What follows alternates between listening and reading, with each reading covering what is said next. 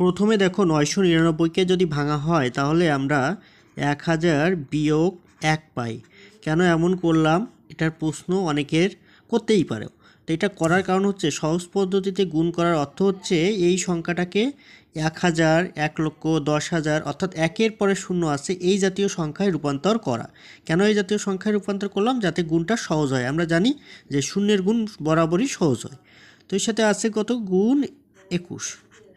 তো এর অর্থ হচ্ছে এই যে 1000-এর সাথে 21-এরও গুণের সম্পর্ক, আবার 1-এর সাথেও 21-এর গুণের সম্পর্ক।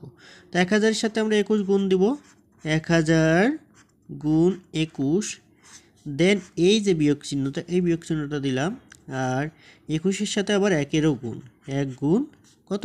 21।